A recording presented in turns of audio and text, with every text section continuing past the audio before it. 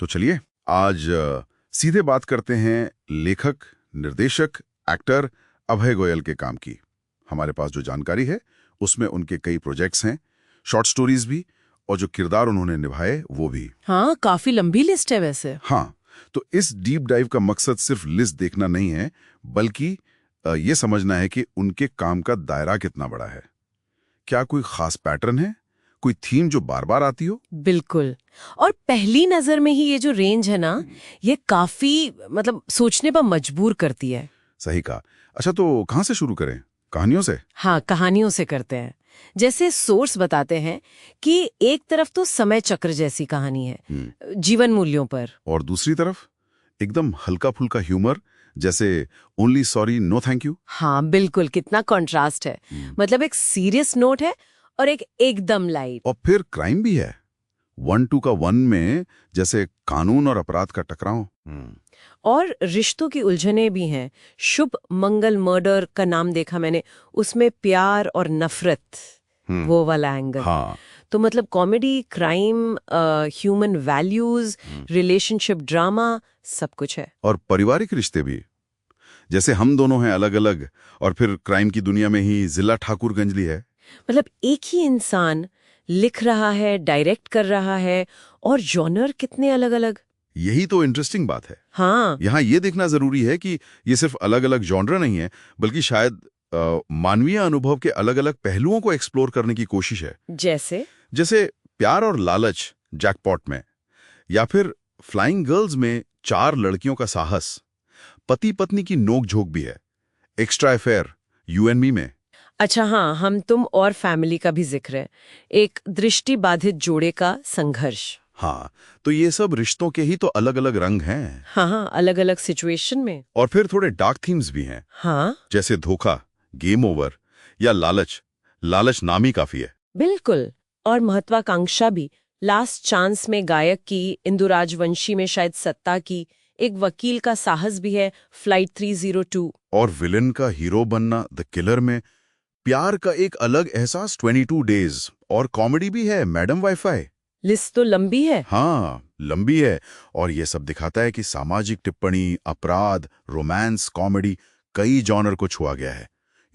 मानवीय अनुभव की एक वाइड रेंज को टटोलने की कोशिश लगती है। अच्छा, ये तो हुई कहानियों की बात। अब अगर एक्टिंग पर आए तो यहाँ भी रेंज कुछ कम नहीं है। हाँ, एक्टिंग प्रोफाइल भी काफी विविध है। जैसे हम दोनों हैं अलग अलग में डबल रोल, अजय और विजय एकदम अलग। और 1-2 का 1 में इंस्पेक्टर रवि पॉजिटिव और कल्लू दादा नेगेटिव। हाँ बिल्कुल ऑपोजिट। और गेम ओवर में ध्रुव, जो धोखे का शिकार होता है। तो हम तुम और फैमिली में वरुण, जिसे प्यार मिलता है। पॉजिटिव नेगेटिव दोनों तरह के शेड्स। और नेगेटिव किरदार कई हैं। फ्लाइट 302 का आदित्य, इंदु राजवंशी का अमरजीत राणा, जिला ठाकुरगंज का दूबे। और फिर वो हल्के फुल्के पति वाले रोल्स भी हैं, extra affair, you and me, only sorry no thank you. मतलब एक तरफ सीरियस नेगेटिव रोल्स, दूसरी तरफ लाइट कॉमेडी वाले किरदार। हाँ, और कुछ उलझे हुए किरदार भी हैं, जैसे शुभ मंगल मर्डर का शुभ, जैकपॉट का सिड, जलन का आयुष। ये शायद ग्रे कैरेक्टर्स होंगे। हो सकता है, जो न पूरी तरह अच्छे हो न बुरे, और ये अक्सर ज्यादा रियल लगते हैं। सही बात है। इनके अलावा भी कई नाम हैं। आरजे रवीना का बाबा डमरू, सेल्फिश का Ajit, can I hold your hand में एडवोकेट चौरसिया, द किलर का विक्रांत, मैडम वाईफाई का मन्नू, 22 डेज का विराट। लिस्ट चलती जाती है। इतने अलग अलग तरह के किरदार निभाना, पॉजिटिव, नेगेटिव, कॉम्प्लेक्स रोल्स, ये यकीनन एक्टिंग की एक बहुत बड़ी रेंज दिखाता है। हाँ, और ये सोचने पे मजबूर करता है, क्या ये जो किरदारों की इतनी गहरी समझ है वो उनके लिखने और डायरेक्ट करने में भी झलकती है, या फिर एक एक्टर होने का अनुभव उनके लेखन को गहराई देता है। ये चिकन एंड एग वाली बात हो गई थोड़ी। हाँ, कह सकते हैं। ये दोनों तरफा रास्ता हो सकता है, एक दूसरे को इन्फ्लुएंस करता होगा। तो अगर हम ये सब जोड़कर देखें, लेखन, निर्देशन, अभिनय, तो क्या तस्वीर उभरती है? मेरे हिसाब से तो मानवीय भावनाओं और परिस्थितियों का एक बहुत बड़ा कैनवस दिखता है। बिल्कुल। कॉमेडी, क्राइम, रोमांस, ड्रामा, सब कुछ। ये सिर्फ अलग अलग जॉनरा की कहानियां नहीं लगती, बल्कि जिंदगी के अलग अलग शेड्स को देखने का एक नजरिया लगता है। सही का, विविधता तो साफ है। हाँ, लेकिन यहाँ एक एक महत्वपूर्ण सवाल उठता है। इतनी ज्यादा विविधता को देखते हुए क्या इन सब अलग-अलग कहानियों और किरदारों के पीछे कोई एक कॉमन धागा हो सकता है? कोई सिग्नेचर स्टाइल या कोई ऐसा विचार जो बार-बार आता हो? ये इंटरेस्टिंग पॉइंट है।